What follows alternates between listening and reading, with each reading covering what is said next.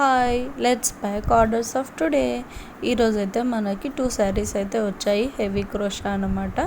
Same material ఉన్న saris but colour different. యాక్చువల్గా 10 శారీస్ అని చెప్పొచ్చు. ఫస్ట్ శారీ అయితే లైట్ పర్పుల్ అండ్ రెడ్ కాంబినేషన్లో ఇలా 3 కుచ్చుల దేశాను అనమాట. Crochet 2 heavy క్రోషాలే. శారీ వచ్చేసి కొంగు పార్ట్ అయితే సేమ్ ఉంది, కొంగు అండ్ బార్డర్. మిగతా మెయిన్ శారీ కలర్ వచ్చేసి మాత్రమే డిఫరెంట్ అనమాట. ఇది పర్పుల్, కిందది చూపిస్తాను. ఎప్పుడైనా కానీ నేను కస్టమర్స్కి ఇలా బాక్స్ ఫోల్డింగ్లోనే నీట్గా ఇస్తాను, కుచ్చులు నలగకున్నట్ల.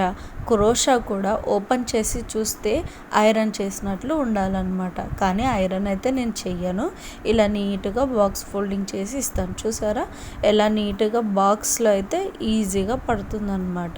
ఇలా ఇవ్వడం వల్ల కస్టమర్స్ కండ్లకి చూసే దాంతోనే అట్రాక్షన్ అయిపోతారు. First impression is the best impression అంటారు కదా, అలా. సెకండ్ శారీకి వచ్చేసి ఇట్లా 5 లేయర్స్ కుచ్చు అయితే వేసాను.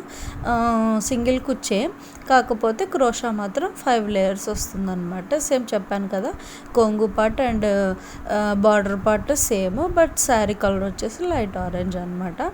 అలా సేమ్ ఇది కూడా ఇందాక చేసినట్టుగానే సారీ బ్యాక్ బాక్స్ ఫోల్డింగ్ అయితే చేసేసి ప్యాక్ చేసేస్తున్నాను. First impression is the best impression అంటారు కదా.